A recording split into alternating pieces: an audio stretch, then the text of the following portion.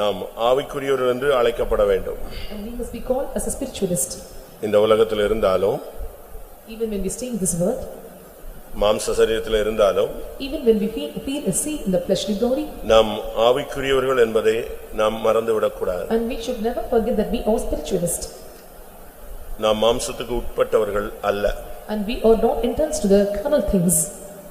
மாம்சத்தின்படி நடக்கிறவர்கள் உண்டு, அவர்கள் மாம்சத்துக்கு உரியவர்கள். And they that walk after the fleshly things, and they are there, and they belong to the fleshly things. ஆனால் நாம் மாம்சத்துக்கு உட்பட்டவர்கள் அல்ல. But we are not engaged or entranced to the carnal things. நாம் ஆவிக்கு உரியவர்கள். And we are spiritual people. அப்படியானால் நாம் ஆவிக்குரிய காரியங்கள்ல தான் நாம் நிலைத்திருக்க வேண்டியது அவசியம். If so, it is very needed for us to engage in the spiritual things. இன்னைக்கு சபையில இருக்கிற எல்லாரும் ஆவிக்குரியவர்களா? Is all found in the church or spiritual people? நம்முடைய சபையில இருக்கிற எல்லாரும் ஆவிக்குரியவர்களா? Is all found in the church or spiritual people? ஆவிக்குரியவர்களை எப்படி கண்டுபிடிப்பது? How we can identify the spiritual ones? அதைத்தான் நாம் இப்பொழுது விளங்கிக் கொள்ள போகிறோம். And that's what we are going to understand now. ஆவிக்குரியவர்கள் எப்படி செயல்படுவார்கள்? And how the spiritual people will activate? அதை நாம் சிந்திக்க வேண்டியது அவசியம். So it is very needed for us to meditate now. 1 கொரிந்தியர் 2ஆம் அதிகாரம் 15ஆம் வசனம். 1 Corinthians chapter 2 verse 15. ஆவிக்குரியவன் எல்லாவற்றையும் ஆராய்ந்து நிதானிக்கிறான், ஆனாலும் அவன் மற்றொருவனாலும் ஆராய்ந்து நிதானிக்கப்படான். ஆவிக்குரியவனை எப்படி கண்டுபிடிக்கிறது? How we can identify they are spiritual? அவன் ஆவிக்குரியவன் எல்லாவற்றையும் ஆராய்ந்து நிதானிக்கிறான். And he that is spiritual and judgeth all things. அவன் எதையுமே எடுத்தேன் கவிழ்த்தேன்னு செய்ய மாட்டான். And he never take anything in a hastily, or he will never revert the things. அவனுடைய எதுவானாலும் அதுல ஒரு ஆராய்ந்து பார்ப்பான். And whatever it may be, and he have a capacity இது or சரியா? இது சரியா? Is it correct? தவறா? Is it wrong? இது தேவ சித்தமா? Is it the will of God? இது பரிசுத்தமா? Is it holiness? இல்ல தேவன் பிரியப்படுறாரா? Or the Lord has desired in it? இது செஞ்சா சரியா இருக்குமா? And if I do this, will it be correct? இது தேவனுடைய மனதில் உள்ளதானா? And is it found in the mind of God? இதுல தலையிடலாமா? Or can we put our head in இதுல it? தலையிட கூடாதா? Or we should not put our head on it? அப்படிலாம் அவன் தெளிவா உட்கார்ந்து ஆராய்ந்து பார்ப்பான். So very clearly he will sit and examine. இப்ப இன்னைக்கு நம்மில் அநேகர் எதையுமே சிந்திக்கிறது இல்ல. And today many are not meditating or not considering all these things. ஆவிக்குரியவன் எல்லாவற்றையும் ஆராய்ந்து பார்க்கணும். And he that is spiritual and examine everything. ஒரு காரியத்துல தலையிட போறோம், படிக்க போறோம், ஏதாவது பிசினஸ் இல்ல குடும்ப காரியங்கள் இல்ல விவாகம், எந்த ஒரு காரியமானாலும் நீ உட்கார்ந்து ஆராய்ந்து தேவனுடைய சன்னிதானத்துல வேத வசனத்துக்கு இது சரியா வருதான்னு நிதானிக்கணும். And whatever things you are going to perform, it may be your education or your job, and whatever business it may be, and you have to sit in the presence of God, you will have to compare with the word of God, and you have to analyze whether it is right or it is according to the will of God. 1 கொரிந்தியர் 3:1 பார்க்கும் பொழுது, when we look into 1 Corinthians chapter 3 verse 1, மீண்டும் சகோதரரே, நான் உங்களை ஆவிக்குரியவர்கள் என்று எண்ணி உங்களுடனே பேசக்கூடாமல் மாம்சத்துக்குரியவர்கள் என்றும் கிறிஸ்துவுக்குள் குழந்தைகள் என்றும் எண்ணி பேச வேண்டியதாயிற்று. காரணம் என்ன? What is the reason? மாம்சத்துக்குரியவர்கள் என்கிற ஒரு தன்மைக்கு அவர்கள் தள்ளப்பட்டார். And they are cast into the nature to be called as the carnal people. மாம்ச குழந்தைகளாக இருக்கிறார்கள். And they are babes. காரணம் என்ன? What is the reason? அவர்களுக்குள் பொறாமை, வாக்குவாதம், பேதகங்கள் இருக்கிறபடியால் அவர்கள் மாம்சத்துக்குரியவர்கள் என்று 3ஆம் வசனம் சொல்லுகிறது. Verse 3 says, and there is among you envy, strife and divisions, and so they walk after the carnal. அப்ப ஆவிக்குரியவர்களுக்குள்ள பொறாமை இருக்காது. So they that are spiritual people, and there will not be envies. ஆவிக்குரியவர்களுக்குள்ள வாக்குவாதம் இருக்காது. And there will not be strifes to the spiritual ones. ஆவிக்குரியவர்களுக்குள்ள வித்தியாசங்கள், பேதகங்கள் இருக்காது. And there will not be difference or divisions in the spiritual people. அப்ப இப்ப நீங்க கண்டுபிடிங்க, நீங்க ஆவிக்குரியவர்களா? Now you examine and analyze, or you a spiritual one? நம்ம எப்பெல்லாம் மத்தவங்கள பார்த்து பொறாமைப்படுகிறோம்? So whenever we get envied, when we look into others, நியாயமோ அநியாயமோ வாக்குவாதம் பண்ணுகிறோமா? and whether it is just or unjust, and whether we are making contentions, நீங்களே யோசிச்சு பாருங்க. and think and see, நமக்குள்ள வித்தியாசங்கள் இருக்கிறதா? is there divisions among us? ஜாதி வித்தியாசங்கள், And caste difference, படிப்பு வித்தியாசங்கள், and difference in education, பண வித்தியாசங்கள், and difference in money, இப்படி வித்தியாசங்களை நாம் உணர்த்துகிறோமா, செயல்படுத்துகிறோமா? and whether we are feeling such variations or we are indulged in such divisions. இந்த நாட்கள்ல நாம் சிந்திக்க வேண்டிய டைம் இது. So this is the time to meditate on it. கலாத்தியர் 6ஆம் அதிகாரம் 1ஆம் வசனத்தை பார்க்கும் பொழுது, When we look into Galatians chapter 6 verse 1, சகோதரரே, குற்றத்தில் அகப்பட்டால் ஆவிக்குரியவர்களாகிய நீங்கள் சாந்தமுள்ள ஆவியோடே அப்படிப்பட்டவனை சீர் பொருந்த பண்ணுங்கள். நீயும் சோதிக்கப்படாதபடிக்கு உன்னை குறித்து எச்சரிக்கையாயிரு. ஆவிக்குரியவன் எப்படிப்பட்டவன்? How was the spiritual one? அவன தன்மை எப்படி இருக்கு? And what is his nature?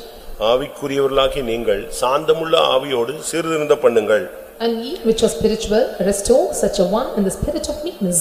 நம்ம அப்படி யாராவது ஒருத்தன் குற்றத்தில் அகப்பட்டா நம்ம அப்படி செய்றோமா? If someone was engaged or indulged in such mistakes, are we considering him like that? உடனே நம்ம வெளியே சொல்லுவோம். And immediately and we will make it to know. உடனே 4 பேருக்கு சொல்லுவோம். And we will inform to 4 people. இன்னும் அந்த பாவத்துல அவன் துணிகரமா உள்ள போறதுக்கு அனுமதி கொடுப்போம். Yet we will give more permission for him to enter or presumptuously into the sin. ஆனா ஆவிக்குரியவர்கள் அப்படி செய்ய மாட்டார். But the spiritual people will not do like this. அவர்கள் சாந்தமுள்ள ஆவியோடு சீர்பொருந்த பண்ணுவார். So they restore him with the spirit of meekness. இதுக்கு காரணம் என்ன? And what is the reason for it? ஆவிக்குரியவர்கள் எப்படி செயல்படுவார்? And how the spiritual people will act? நான் அத குறித்து 2-3 வார்த்தை சொல்ல விரும்புறேன். I want to tell about this to 2 or 3 words. முதலாவது ஆவிக்குரியவனுடைய சிந்தை முக்கியம். And first of all, the mind of the spiritual one is important. சிந்தையில ஒருத்தன் சரியா இருந்தானா அவன் ஜெயஜீவியம் செய்றான்னு அர்த்தம். If one is right in mind and he is doing overcoming life. ஆவிக்குரியவைகளை சிந்திப்பது. And just considering the spiritual matters. உலக பிரகாரமா நமக்கு 1000 காரியம் இருக்கு, ஆனா அவைகளை நாம் சிந்தையில போட்டு குழப்பறது கிடையாது. And there are thousands of matters in the worldly things, but we are not putting in our mind and be confused in it. ரோமர்களுக்கு நிருபம் 8ஆம் அதிகாரம் 5ஆம் வசனம். Epistle to Romans chapter 8 verse 5. அன்றியும் மாம்சத்தின்படி நடக்கிறவர்கள் மாம்சத்துக்குரியவைகளை சிந்திக்கிறார்கள், ஆவியின்படி நடக்கிறவர்கள் ஆவிக்குரியவைகளை சிந்திக்கிறார்கள். ஆவிக்குரியவைகளை சிந்திப்பது. And they that meditate the things of the spirit. நல்லா கவனிங்க. நீங்கள் ஆவிக்குரியவர்களா அப்படினா உங்களுக்கு ஆவிக்குரியவர்களா இருந்தா நீங்க ஆவிக்குரியவைகளையே சிந்திச்சிட்டு இருப்பீங்க. If you are spiritual people and you will think of only the spiritual things. வேற எந்த சிந்தையும் வராது. And you will never get any other mind. உலகத்துல உங்களுக்கு எல்லா காரியங்களும் உண்டு, மனுஷன் தானே, அதனால உலகத்துல எல்லாம் உண்டு. And we are men and we have all matters in the world. ஆனா உங்களுக்கு சிந்தையில இருக்கிறது எல்லாம் எதுவா இருக்கும்? ஜெபிக்கணும், உபவாசம் பண்ணணும், கூட்டத்துக்கு போகணும், தேவ சமூகத்துல உட்காரணும், கொஞ்ச நேரம் கிடைச்சதுன்னா யாருக்காவது உதவி செய்யணும், இப்படி பாடுகளின் சிந்தை, சுவிசேஷம், ஊழியம், இப்படியே மைண்ட் ஃபுல்லாவே ஆவிக்குரியவைகளே சிந்திக்கும். So what will be in your mind and you will think of meditating and sitting in the presence of God, praying and taking fasting and spreading the gospel to others, and this is what you will think only with the spiritual அப்படி யாருக்காவது இருக்கா? mind. இல்ல கொஞ்ச நாள் இருந்துச்சு இப்ப அப்படி இல்ல அப்படிங்கறீங்களா? எப்படி சொல்றீங்க? For few days I have this mind but now I don't have this. What you are telling now? யோசிச்சு பாருங்க. And consider. இப்பொழுது உங்களுடைய இந்த கூட்டத்துக்கு வந்திருக்கீங்களா? இப்போ உங்க சிந்தை எப்படி இருக்கு? And now you have come to this meeting and how is your mind? ஒருவேளை காத்திரு கூட்டத்துல உங்களுக்கு ஆவிக்குரிய சிந்தை கிடைக்கலாம். Perhaps during the tarrying meeting you can receive the spiritual mind. ஒருவேளை உணர்த்தப்படலாம். And sometimes and you will be infused. இருதயம் குத்தப்படலாம். And your heart may be pierced. ஜீவியம் சீர்படுத்தப்படலாம். And sometimes your life may set right. ஆனா சில மணி நேரங்கள் மாத்திரம் அல்ல. But not only for few hours. ஆவிக்குரியவன் எப்பொழுதும் ஆவிக்குரியவைகளே நினைச்சிட்டு இருப்பான், சிந்திச்சுக்கிட்டே இருப்பான். And he that is spiritual will always consider the spiritual things. அதனால தான் பிலிப்பியர்ல சொல்லி இருக்கிறது. That's what it is said in Philippians. புண்ணியம் எதுவோ, புகழ் எதுவோ, நற்கீர்த்தி உள்ளவைகள் எவைகளோ, ஒழுக்கம் உள்ளவைகள் எவைகளோ, கற்புள்ளவைகள் எவைகளோ, இவைகளையே நீங்கள் சிந்தித்துக் கொண்டிருங்கள். And that which is of right and meekness and what things, and you have to think and meditate of these. 4:8 4:8 of Philippians. கடைசியாக சகோதரரே, உண்மை உள்ளவைகள் எவைகளோ, ஒழுக்கம் உள்ளவைகள் எவைகளோ, நீதி உள்ளவைகள் எவைகளோ, கற்புள்ளவைகள் எவைகளோ, அன்புள்ளவைகள் எவைகளோ, நற்கீர்த்தி உள்ளவைகள் எவைகளோ, புண்ணியம் எதுவோ, புகழ் எதுவோ, அவைகளையே சிந்தித்துக் கொண்டிருங்கள். எப்படி? ஆவிக்குரியவனுடைய சிந்தை முழுவதும் எப்படி இருக்கும்? உண்மை, ஒழுக்கம், நீதி, கற்பு, அன்பு, நற்கீர்த்தி, புண்ணியம், புகழ், இதத்தான் சிந்திச்சுக்கிட்டு இருப்பான். வேற எதையாவது அவனை ஏமாத்தணும், இவனை ஏமாத்தணும், அவங்க இப்படி பண்ணிட்டாங்க, இவங்க இப்படி பண்ணிட்டாங்க, அதை பண்ணணும், இதை பண்ணணும், ஆட்டை தூக்கி குட்டியில போடணும், குட்டியை தூக்கி ஆட்டில போடணும், இப்படிலாம் அவன் சிந்திக்கிறது இல்ல. And what will be the mind of the spiritual ones? And they used to think of what are things are pure and true and just and what is lovely and good report of any virtue, and this will be the thing of this mind of the spiritual அதனால ones. ஆவிக்குரியவர்கள் என்கிற ஒரு கூட்டத்தை சபையிலே பார்க்கிறோம். So we are seeing a group of people, those who call us spiritual. ஒரே சபையில ரெண்டு கூட்டம். And there are 2 groups in the same church. இதே குணவட்ட சபையில ரெண்டு கூட்டம். In the same Konavatam church there are 2 divisions. ஒன்னு மாம்சத்துக்குரியவர்கள், ஒன்னு ஆவிக்குரியவர்கள். And one belonged to the carnal and another belonged to the spiritual. ஆபிரகாமுடைய வீட்ல ரெண்டு சந்ததி இருந்தது. In Abraham's house and there was 2 seed. ஒன்று இஸ்மவேல், மற்றொன்று ஈசாக்கு. And one is Ismail and another is Isaac. ஒன்று மாம்சத்துக்குரியவன், ஒன்று ஆவியின்படி பிறந்தவன். And one who was born of flesh and another born out of the spirit. ஒன்று அடிமைக்கு பிறந்தவன், ஒன்று சுயாதீனத்துக்கு பிறந்தவன். And one was born for the bondage and another for the liberty. ஒன்று தோல்வியாக இருந்தவன், ஒன்று வாக்குத்தத்தத்தின்படி பிறந்தவன். And one was born of failure and another was born out of promise. அப்ப எல்லா இடத்திலும் இந்த ரெண்டு கூட்டம் இருக்கும். So in every place and there will be two groups. என்னடா ஒருவன் எடுத்துக்கொள்ளப்படுவான் ஒருவன் கைவிடப்படுவான். Because one will be taken, another will be left behind. அப்ப இந்த கூட்டத்துல நீங்கள் ஆவிக்குரியவர்களா மாம்சத்துக்குரியவர்களா என்பதை நீங்கள் சிந்திக்க வேண்டும். So in this meeting you have to analyze and examine whether you are spiritual or of carnal. ஆவிக்குரியவன் எடுத்தேன் கவிழ்த்தேன் என்று எதையும் செய்ய மாட்டான், ஆராய்ந்து நிதானிப்பான். And the spiritual one will not do anything hastily and he will not put the matters to turn over and he will analyze, examine and he will put down the matters. முடிவெடுக்க முடியலன்னா தேவசமூகத்துல உட்கார்ந்துருவான். He was not able to take determinations or decisions, he will sit in the presence of இன்னும் God. முடிவெடுக்க முடியலன்னா உபவாசத்துல கிடப்பான். Yet he was not able to take more decisions and he will take fasting. இன்னும் முடிவெடுக்க முடியலன்னா அந்த காரியத்துல தலையிடவே மாட்டான். Yet if he was not able to take decisions and he will never put his head in the matters. அதுதான் ஆவிக்குரியவன். And he is spiritual. அதை நீங்க சரியான விதத்துல புரிந்து கொள்ள வேண்டும். And you have to understand in a better way. ஆவிக்குரியவன் சாந்த குணமுள்ளவனா இருந்து எந்த குறையில சிக்கனவனையும் அழகா மேனேஜ் பண்ணி கொண்டு போய்டுவான். And he that is spiritual will possess the spirit of meekness and he will gradually move on the matters and tackle it in the right manner. ஆவிக்குரியவனுக்குள்ள பொறாமையோ வாக்குவாதங்களோ பிரிவினைகளோ கிடையாது. And he that is spiritual and there is no envyings, strifes and contentions. ஏன்னா அவனுடைய சிந்தையே ஆவிக்குரிய சிந்தையா. Because his mind is spiritual mind. ஆவியின் சிந்தை என்ன? And what are the spiritual mind? ஜீவனும் சமாதானமுமாம். It is life and peace. இதை ரோமர் 8:6ல நீங்க பார்க்கலாம். You can see this in Romans chapter 8 verse 6. ஆவியின் சிந்தை ஜீவனும் சமாதானம். And the spiritual mind is life and peace. எப்பொழுதும் அவனுக்குள்ள ஜீவனும் சமாதானம் தான் அவனுடைய மைண்ட்ல ஓடிக்கிட்டே இருக்கும். So there will be always a life and peace will go in his mind. இந்த இப்படி நாம் இருக்கும் பொழுது, So when we be like this, இந்த ஆவிக்குரியவைகளையே சிந்திச்சிட்டு இருக்கும்போது, and when we think of this spiritual இந்த things, ஆவிக்குரியவனுக்கு ஆவிக்குரிய சரீரத்தை கொடுக்கிறார். and for the spiritual one and the Lord gives him a spiritual body.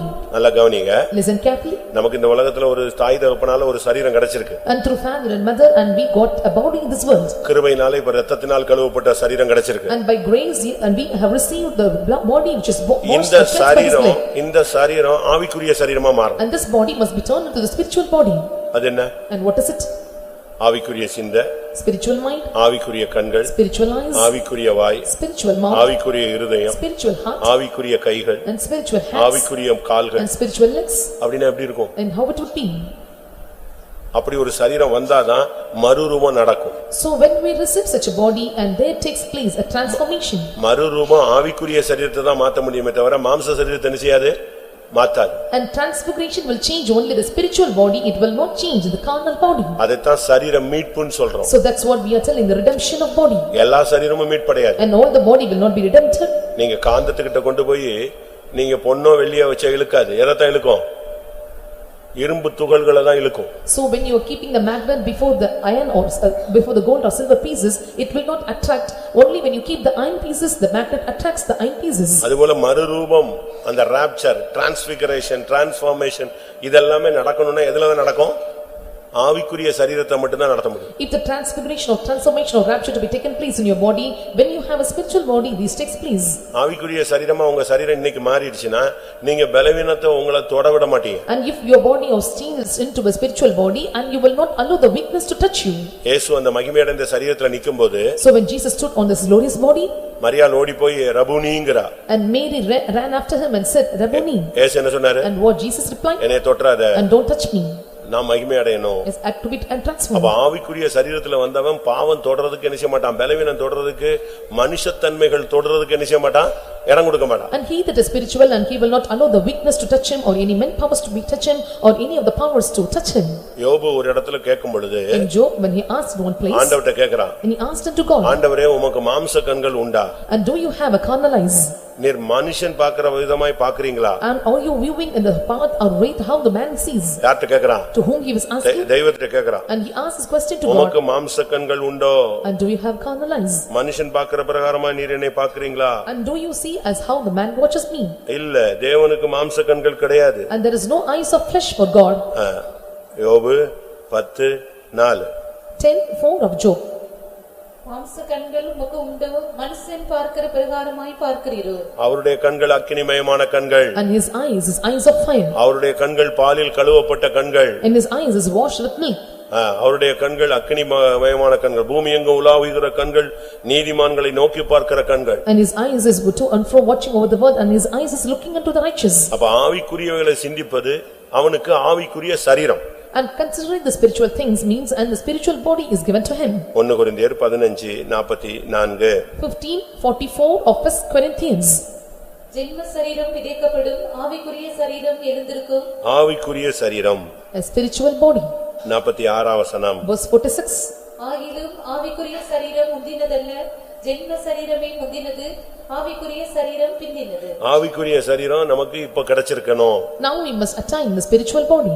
அப்ப ஆவிக்குரிய சரீரம் உனக்கு கிடைச்சதுன்னா உனக்கு பலவீனம் வராது. If you get spiritual body and there is no weakness. ஆவி எப்படிப்பட்டது?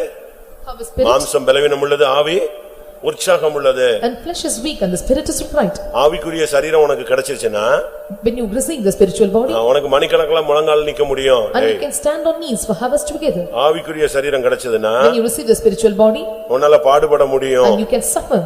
ஆவிக்குரிய சரீரம் உனக்கு கிடைச்சதுனா when you get the spiritual body நீ தேவசித்தம் செய்கிறவனாய் மாறுவாய். and you will turn into doing the will of God. ஆவிக்குரிய சரீரம் உனக்கு இருந்துச்சுனா when you have the spiritual body நீ சிலுவையை சுமப்பாய். you will bear the cross. ஆவிக்குரிய சரீரம் உனக்கு இருக்குமானால் when you have a spiritual body நீ எல்லாரையும் சுமப்பாய். and you will carry and bear everything. ஆவிக்குரிய சரீரம் உனக்கு இருந்தா when you have spiritual body நீ இரவும் பகலும் கர்த்தருக்காக ஓடி ஆடி கிரியை செய்வாய். and day and night you walk to and fro and you will work for the Lord. மாம்ச சரீரத்தில் இருக்கிறபடியால் தான் and since you are in fleshly உனக்கு body பலவீனம், துக்கம், வேதனை, கனம் பண்ணல, நான் அப்படி பண்ணேன் இப்படி பண்ணேன், என்னை கண்டுக்கல, என்னை ஒதுக்கிட்டாங்க, ஓரம் கட்டிட்டாங்க. ஆவிக்குரிய சரீரத்துக்கு என்ன கிடையாது? வேதனை, துக்கம், என்னை கனம் பண்ணல எல்லாம் பிரச்சனையே கிடையாதுங்க. and since you are in carnal body and so you are saying that I am filled with the sorrows and griefs and no one is honoring me and they rejecting me, despising me. If you have spiritual body you will not have the things of these things. பிலிப்பு போய் அங்க எத்தியோப்பிய மந்திரிக்கு ஞானஸ்நானம் கொடுக்கறாங்க. and Philip went to the Ethiopian minister and he baptized him. இன்னும் கொஞ்ச நேரம் பிரசங்கம் பண்ணானே எத்தியோப்பிய மந்திரி இவனுக்கு காணிக்கை கொடுத்திருப்பான், புகழ் கிடைக்கும், ரொம்ப பேர்லாம் கிடைக்கும், இவர் யாருன்னு கண்டுபிடிச்சு அட்ரஸ் கேட்டு வந்திருப்பான். and he was preaching more times and he would have received honor and he may address him who he was and he will seek after him. இவன் சரீரம் ஆவிக்குரிய சரீரமா மாறிடுச்சு பட்டு. his body was changed into the spiritual body. ஞானஸ்நானம் கொடுத்த செகண்ட்ல மறைஞ்சிட்டான். எங்க போயிட்டான்? ஆசோத்துக்கு போயிட்டாங்க. ஒரே செகண்ட்ல ஆவிக்குரிய சரீரம் தூக்கிட்டு போயிட்டார். so he was spiritual one and so he was spiritual body and so he was taken to Asdod until it was given the water baptism. உனக்கு ஆவிக்குரிய கைகள் வேணுமா? if you do you want spiritual hands? ஆவிக்குரிய கண்கள் வேணுமா? and do you want spiritual eyes?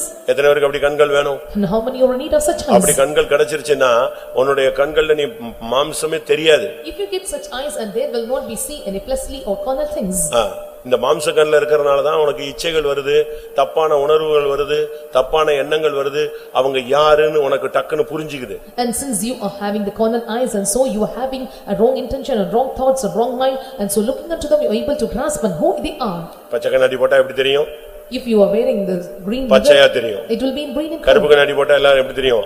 கருப்பா தெரியும். if you wear the black spectacles it will be மஞ்சள் கண்ணாடி போட்டா எல்லாம் மஞ்சளா தெரியும். if it is yellow and everything seems in yellow color. ஆனா இப்போ பெரிய பெரிய தலைவர்களுக்கெல்லாம் எக்ஸ்ரே கிளாஸ் போட்டுருக்காங்க பாதுகாப்பு. but for many great leaders and they are given protection for them and they are giving them an x-ray glass. தெரியுமா? do you know? பெரிய பெரிய பிரசிடென்ட்லாம் ஜனாதிபதிகள் இந்த பிரைம் மினிஸ்டர்லாம் வரும்போது அவங்க பக்கத்திலேயே கூட ஒருத்தர் வருவான், பக்காவா கிளாஸ் போட்டிருப்பாங்க, ஒரு ஃபெக்ஸ் கருப்பு கண்ணாடி. அந்த கருப்பு கண்ணாடியில நீ போனீனா நிர்வாணமா தெரியும். so when you go before them and they that are wearing the god of the governors and presidents அந்த கண்ணாடியினுடைய தன்மை என்னன்னா யாரு வந்தாலும் சரி ஆணோ பெண்ணோ அப்படியே நிர்வாணமா தெரியும். ஏதாவது பொருள் வச்சிருக்கானா, அவன் வெப்பன்ஸ் வச்சிருக்கானா, கத்தி வச்சிருக்கானா, என்ன இருக்குங்கிறது அப்படியே நிச்சயம். இது போக சரீரமே எப்படிதான் தெரியும்? நிர்வாணமா தான் தெரியும். அப்படி எக்ஸ்ரே கிளாஸ் அப்படியே நீப்பா ஊடுருவும் அது. and so they have x-ray glasses and it will penetrate into them and you will be seeing nakedness. do you have any weapons and even your body will be naked before இதான் மாம்ச கண்கள். and this is a carnal eyes. ஒருத்தரை பார்த்த உடனே தப்பா புரிஞ்சுக்கிறது, தப்பா விளங்கிக் கொள்றது, தப்பா சிரிக்கிறது, இதெல்லாமே. அதனால தான் நான் சொன்னேன் ஆவிக்குரிய சரீரம் தேவை. so looking unto someone and you have to smile or laugh in different manners and so I tell you that and you need a spiritual eyes. யோசேப்புக்கு ஆவிக்குரிய சரீரம் இருந்துச்சு. and Joseph had a spiritual body. தானியேலுக்கு ஆவிக்குரிய சரீரம் இருந்துச்சு. and Daniel had a spiritual body. பவுலுக்கு ஆவிக்குரிய சரீரம் வந்தது. and Paul received the spiritual body. அப்ப அந்த ஆவிக்குரிய சரீரம்னு வந்துருச்சுன்னு சொன்னா உனக்கு இந்த உலகத்துல மாம்சமே தென்படாது. so when you get spiritual body and there will be not be fleshly things or carnal before you. அப்படிப்பட்டவர்கள் and such ones ஆவிக்குரிய ஊழியம் செய்வார்கள். and they will do the spiritual ministry. இப்ப நம்ம சண்டே ஸ்கூல் ஊழியம் செய்றோம், நான் பிரசங்கம் பண்றேன், இந்த மெல்கிசேதேக்கின் பிரதேசத்துல ஊழியம் செய்றேன், இப்படி எல்லாம் நம்ம வெளியரங்கமாக செய்யறதெல்லாம் தெரியும். உள்ள எப்படி இருக்குங்கிறது கண்டுபிடிக்கணும். அது ஆவிக்குரிய ஊழியமா மாம்ச ஊழியமா? and we have to identify what is the ministry inside us. is it the spiritual ministry or carnal ministry? and we are doing different ministries, Sunday school ministries. I am doing the ministry according to the order of Melchizedek. அப்போஸ்தல ஊழியம் 12 பேர் செஞ்சாங்க. and the 12 disciples they did apostolic ministry. எப்படி செஞ்சாங்க? how they did? ஒருத்த பண ஆசையில செஞ்சான், அப்படிதானே? அவன்தான் யூதாஸ். And one he did with the love of money and he is Judas. ஒருத்தன் பட்டயத்தினால ஊழியம் செய்தான், அவன்தான் யாரு? பேதுரு. And one who did ministry with sword and he is Peter. மத்தவங்க எல்லாம் பயத்துல ஊழியம் செஞ்சாங்க, அதனால தான் எல்லாரும் ஓடி போனாங்க. And other they did ministry with fear and so they fled away. அப்ப அவங்க ஆவிக்குரிய ஊழியம் செய்யல. So they did not do the spiritual ministry. அவர் ராஜாவாயிருவாரு, இவங்க எல்லாம் மந்திரி ஆயிடலாம்னு நினைச்சு தான் உள்ள வந்தது. And they thought and they can become a he will become a king and they can இஸ்ரவேலை மீட்டு ரட்சிப்பார் என்று நாங்கள் அவரையே நம்பிக்கொண்டிருந்தோம். And we trust on him and that he will save the house of Israel. அதனால தான் அவர் யூதருடைய ராஜா என்று அழைக்கப்பட்டார். And so he was called as a king of Jews. ஆனா நாம செய்கிற ஊழியம் ஆவிக்குரிய ஊழியம். ஆவிக்குரியவர்கள் ஆவிக்குரியவர்களை சிந்திப்பார்கள், அவர்களுக்கு ஆவிக்குரிய சரீரம் இருக்கும், ஆவிக்குரிய ஊழியம் செய்வாங்க. And what is the ministry of the people, the spiritual ones, and they have a spiritual body and they will think of the spiritual things and they will do the spiritual ministry. 2 கொரிந்தியர் 3:8. 3:8 of 2 Corinthians. ஒளிந்து போகிற மகிமையுடைய அந்த ஊழியம் அப்படிப்பட்ட மகிமையுள்ளதா இருந்தால் ஆவிக்குரிய ஊழியம் எவ்வளவு அதிக மகிமையுள்ளதா இருக்கும். ஆவிக்குரிய ஊழியம் Spiritual ministry. மோசே செஞ்சது எழுத்தின் பிரகாரமான ஊழியம். And Moses did the literal ministry. அந்த ஊழியத்தை சரியா செய்யலனா செத்து போய்டுவாங்க. And if they are not doing the ministry in the right manner and they may die. அந்நிய அக்கினியை கொண்டு வந்ததுக்காக ஆரோனுடைய 2 பிள்ளைகள் செத்து போனார்கள். And they brought the strange fire and so Aaron's son and they died. பெட்டியை தொட்டதனால ஊசா செத்து போனான். And they touched the ark and so Uz died. இப்படிப்பட்ட ஒரு சூழ்நிலை இருக்கும்போது So when they were in such situations. ஆனா நம்முடைய ஊழியம் ஆவிக்குரிய ஊழியம். But our ministry is spiritual ministry. நீங்க ஊழியம் செய்றீங்க, அது ஆவிக்குரிய ஊழியமா செய்றீங்கங்கறத சிந்திச்சு பாருங்க. And you are doing the ministry, you have to consider whether you are doing in a spiritual manner. அதுலயும் போட்டிகள், பொறாமைகள், விகற்பங்கள், வித்தியாசங்கள், ஏற்றத்தாழ்வுகள் எல்லாவற்றால் நீங்கள் ஏதாவது மனசுக்கு விரோதமா மாம்சத்துக்கு ஏற்றவனமா நீங்கள் செயல்பட்டால் அந்த ஊழியத்தை நீங்க எப்படி மாத்திட்டீங்க? மாம்சத்துக்குரிய ஊழியமா மாத்திட்டீங்க. And if you are doing the ministry with competitions and toughs and contentions and all these things and depths and heights, and if you do like this and you have made the spiritual ministry and then the fleshly ministry. ஆவிக்குரிய ஊழியம் செய்யுங்க. And you must do the spiritual ministry. ஆவிக்குரியவைகளை சிந்தியுங்க. And you have to think on that ministry. ஆவிக்குரிய சரீரத்தை பெற்றுக்கொள்ளுங்க. And you must receive the spiritual body. ஆவிக்குரிய ஊழியத்தை செய்யுங்கள். And you must do the spiritual ministry. அடுத்து ஆவிக்குரிய உடன்படிக்கை பண்ணுங்க. Then you have to do the covenant that is spiritual. இன்னைக்கு अनेகர் பிரதிஷ்டை எல்லாம் பண்றாங்க. So many are making some consecrations. அது மாம்சத்துக்குரிய பிரதிஷ்டையா இருக்க கூடாது. And it should not be the consecration according to flesh. மாம்சத்துக்குரிய பிரதிஷ்டை பண்ணீங்கனா if you do the fleshly consecrations அந்த பிரதிஷ்டை சீக்கிரம் உடைச்சிரும் பிசாசு. And very soon a devil will break your consecration. ஆவிக்குரிய பிரதிஷ்டை பண்ணீங்கனா if you do spiritual consecration அது உடைக்கவே முடியாது. and none can break it. 2 கொரிந்தியர் 3:6. 3:6 of 2 Corinthians. புது உடன்படிக்கையின் ஊழியக்காரராய் இருக்கும்படி அவரே எங்களை தகுதியுள்ளவர்கள் ஆக்கினார். அந்த உடன்படிக்கை எழுத்திற்குரியதாய் இராமல் ஆவிக்குரியதாய் இருக்கிறது. எடுத்துக் கொள்ளுகிறது, ஆவியை உயிர்ப்பிக்கிறது. ஆவிக்குரிய உடன்படிக்கை. Spiritual covenant. ஒரு தேவனுடைய பிள்ளை பிரதிஷ்டை பண்ணலாம், அது மாம்சத்துக்குரியதாக இருக்க கூடாது. A child of God can do consecration but it should not be according to flesh. அது ஆவிக்குரிய உடன்படிக்கையாக இருக்கணும். And it must be the spiritual testament. ஆவிக்குரியதாக இருக்கிறது. It is of spiritual manner. அந்த உடன்படிக்கை ஆவிக்குரியதாக இருக்கிறது, எழுத்துக்குரியதாக இராமல் ஆவிக்குரியதாக இருக்கிறது. So that it is not of letter but of spirit. நீங்க கூட இன்னைக்கு சாப்பிட மாட்டேன் அப்படிங்கிறது எதுக்கு? சண்டை போட்டு சாப்பிடலன்னா அது பிரதிஷ்டை கிடையாது. And sometimes you may say that I will not eat and be, and if you are அது மாம்சத்துக்குரியது. it is of carnal. நான் அங்க போக மாட்டேன், இங்க போக மாட்டேன், செத்த வீட்டுக்கு வா. அதாவது மாம்சத்துல ஒரு சிலர் மேல கோபம் இருக்கும், அதனால நான் இனிமே செத்தாலும் அங்க போக மாட்டேன். நீ ஆவிக்குரிய விதத்துல தான் அந்த உடன்படிக்கை பண்ணணும். I will not go to this place and that place because of strifes and the envyings I may say this, and only with spiritual things and you may உன்னுடைய make this பிரதிஷ்டை consecration. மாம்சத்துக்குரியதாக இருக்க கூடாது. Your consecration should not be of flesh. உன்னுடைய பிரதிஷ்டை எப்படிப்பட்டதா இருக்கணும்? And how your consecration should be? ஆவிக்குரிய உடன்படிக்கையா இருக்கணும். It must be the spiritual testament. மாம்சத்துக்குரிய பிரதிஷ்டைகள் உன்னை எப்படியாவது ஒரு நாள் தடுமாற வைக்கும். And carnal consecrations will make you to stumble one day. ஆவிக்குரிய உடன்படிக்கை உடையாது. And your spiritual covenant or testament will never be அத broken. முறிக்க எந்த வல்லமைக்கு அதிகாரம் கொடுக்க மாட்டார். And the Lord will not give any powers to break it. கடைசியா Finally, எபேசியர் 1:3. 1:3 of Ephesians. ஆவிக்குரியவனுக்குன்னு கர்த்தர் ஒன்னு வச்சிருக்கிறார். And for the spiritual ones the Lord brings something. நம்முடைய கர்த்தராகிய இயேசு கிறிஸ்துவின் பிதாவாகிய தேவனுக்கு ஸ்தோத்திரம். அவர் கிறிஸ்துவுக்குள் உன்னதங்களிலே ஆவிக்குரிய சகல ஆசீர்வாதத்தினாலும் நம்மை ஆசீர்வதித்திருக்கிறார். ஆவிக்குரியவனுக்குன்னு ஆவிக்குரிய blessing இருக்கு. For the spiritual ones and there was spiritual blessings. நான் திரும்பி அப்படியே ரிப்பீட் பண்றேன். And once again I repeat. முதலாவது நாம் ஆவிக்குரியவர்கள் என்பதை மறந்து விடக் கூடாது. First of all we should not forget that we are spiritual. நீங்கள் அபிஷேகம் பெற்றால் if you receive anointing நீங்கள் ஆவிக்குரியவர்கள். you are spiritual. ஆனா ஆவிக்குரியவர்களாய் வாழலாம், மாம்சத்துக்குரியவர்களாய் வாழலாம். And you can live according to flesh or also you can live ஆவிக்குரியவன் என்ன செய்வான்? And what the spiritual people do? அவன் மிஞ்சின காரியங்கள்ல தலையிட மாட்டான். And he will not put his head in the matters which is not மிஞ்சின கர்மங்களிலும் பெரிய காரியங்களிலும் அவன் செய்ய மாட்டான், தலையிடவே மாட்டான். அவன் ஆராய்ந்து நிதானிச்சு இது சரியா தவறா, நன்மை தீமை இன்னதென்று பகுத்தறிந்து செயல்படுகிறவன் தான் ஆவிக்குரியவன். And he that discern that which is good and evil and examine and do put forth the matters, and he that is spiritual and he will not put or engage himself in unnecessary matters. ஆவிக்குரியவன் வந்து ஐயோ நான் யோசிக்கலையே, நான் இப்படி வரும்னு யோசிக்கலையே அப்படி நம்ம திடீர்னு சொல்றோமே, அதே தவறு. ஏன்னா ஆவிக்குரியவன் எல்லாவற்றையும் ஆராய்ந்து வசனத்துக்கு சரியா, அபிஷேகத்துக்கு சரியா, நம்ம போற மார்க்கத்துக்கு சரியா. பவுல் சொல்றாரு எல்லாவற்றையும் அனுபவிக்க எனக்கு என்ன உண்டு, அதிகாரம் உண்டு. ஆனால் அவைகள் எனக்கு எப்படி இராது, நான் ஆராய்ந்து பார்த்த பொழுது அது தகுதியாயிராது. And Saint Paul says that all things are lawful unto me, but when I examine, and these will not be expedient. And so this is how the spiritual people will think of whether it is right according to the word of God and according to his words, and everything they need analyze, and he will put forth the matters. ஆவிக்குரியவன் புருஷனாய் இருப்பானே தவிர குழந்தை போல செயல்பட மாட்டான். And the spiritual person, and he will be perfect man, and he will not worketh like a beast. அவன் எந்த பணக்காரனை பார்த்தோ, வசதி உள்ளவனை பார்த்தோ, நல்லா இருக்கிறவனை பார்த்தோ பொறாமையே பட மாட்டான். And he will not feel envy to looking unto any high caliber people and they that are having a luxurious and comfortable life. Bible அப்படி சொல்லி இருக்கு. It is said in Bible. நீ சுயாதீனனாய் அழைக்கப்பட்டால் சுயாதீனனா இரு, அடிமையா அழைக்கப்பட்டால் அடிமையா இரு. கர்த்தர் உன்னை எப்படி பாதையில கொண்டு போறாரோ அதுல போ. நீயே மத்தவங்கள பார்த்து பொறாமைப்பட்டு அவங்க நல்லா வச்சிருக்காரு என்னை நல்லா வைக்கல அப்படிலாம் நீ சொல்லாத, பொறாமைப்படாத. If you are called as a man of liberty, you must go on, and if you are called as a bondman, and you have to go on like that, and looking into someone, and you should not feel envy towards them, and you should not corrupt your life. அவன் ஒரு தாளந்து வாங்குனவனா இருப்பான், கர்த்தர் உனக்கு 10 தாளந்து கொடுத்திருப்பாரு. And he may be the one who received 1 talent, and sometimes the Lord has given you the 10 talents. ஆவிக்குரியவர்களாகிய நீங்கள் சாந்த குணத்தோடு எல்லா சூழ்நிலையிலும் சிக்கிக் கொண்டவர்களை சீர்பொருந்த பண்ணுங்கள். Ye that are spiritual, and be with all the spirit of meekness, and you have to strive, and they that are corrupted. ஆவிக்குரியவன் தன் சிந்தையை காத்துக்கொள்வான். And he that is spiritual and will keep his mind. எப்பொழுதும் ஆவிக்குரிய காரியத்தை தான் மைண்ட்ல ஓடிட்டே இருக்கும். And only the spiritual matters will go around in his mind. ஆண்டவரை தான் நினைச்சிட்டே இருப்பான். And he will keep meditating about God. அவனுக்கு ஆண்டவரை மறக்க முடியாது. And he cannot forget God.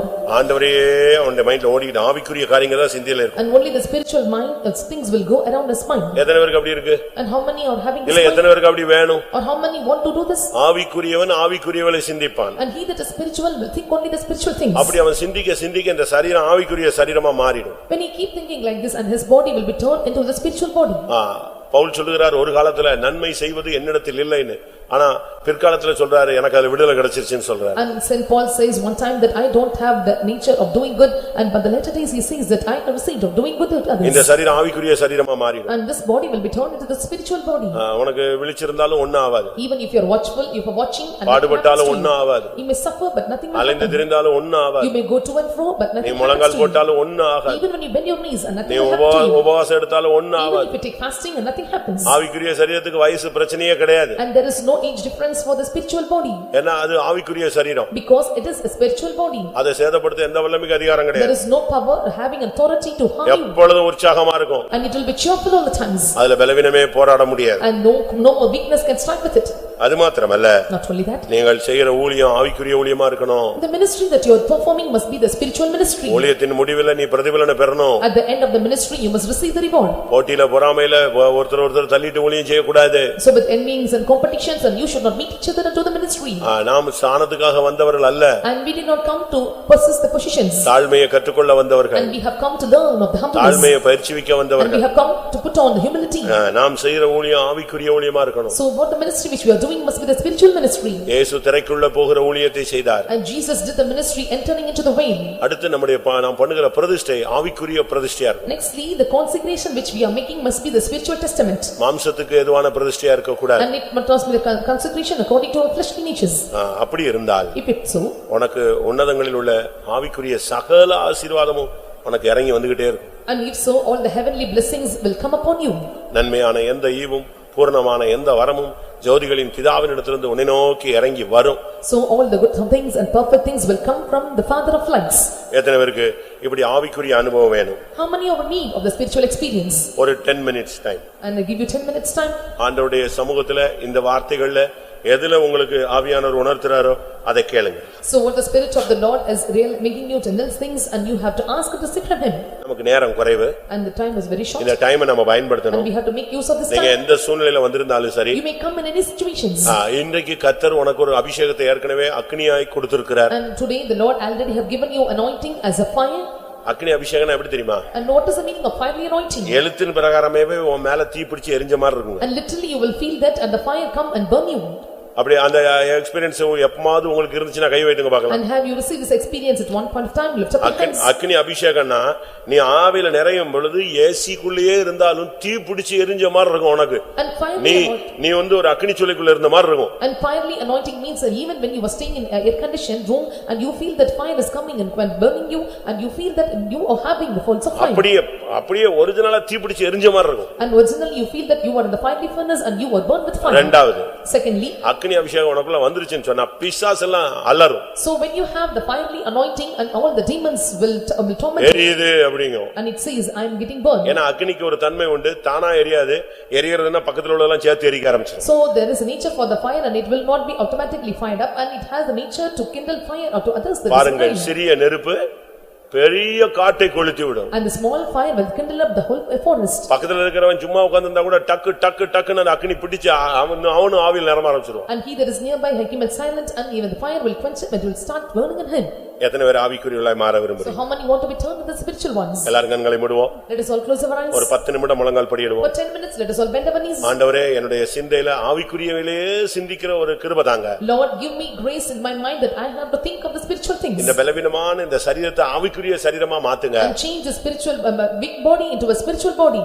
ஏதோ என்னால முடிஞ்சதை உமக்காக செஞ்சிட்டு இருக்கேன், ஆனா அது ஆவிக்குரிய ஊழியமா மாத்துங்க. And what was possible with me and what I am able to do with my might I am doing it, but make it to a spiritual ministry.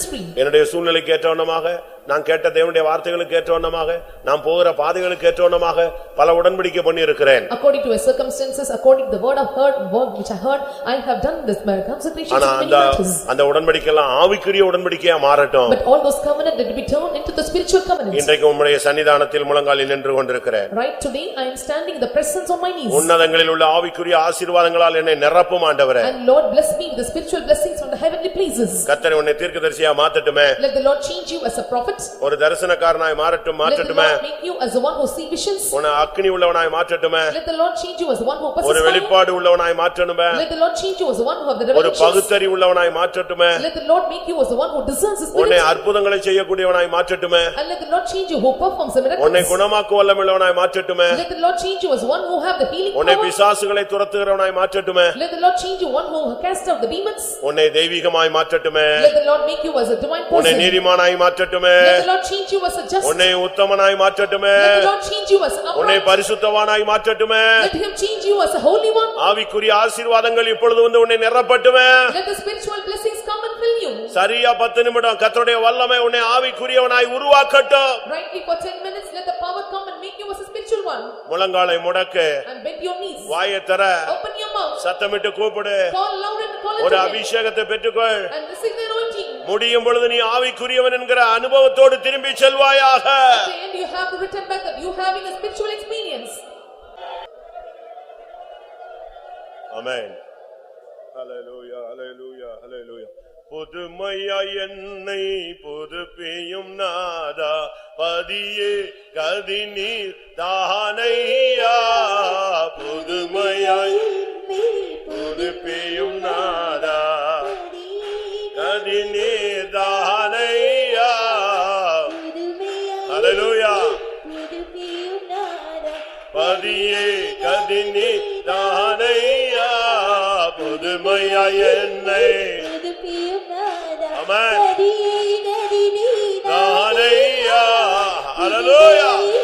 எல்லாரையும் புதுமையாய் புதுப்பியோ.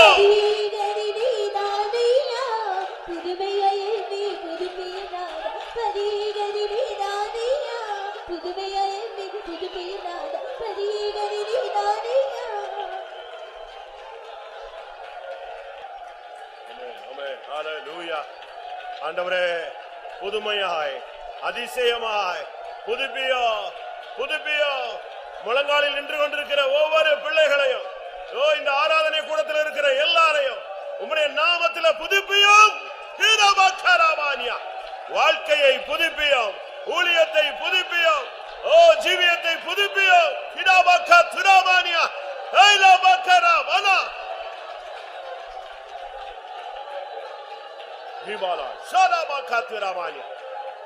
புதுமையாய் என்னை புதுப்பியும் நாதா, பதியே கதிநீர் தானையா. பதியே புதுமையா என்னை பதியே புதுமையும் நானா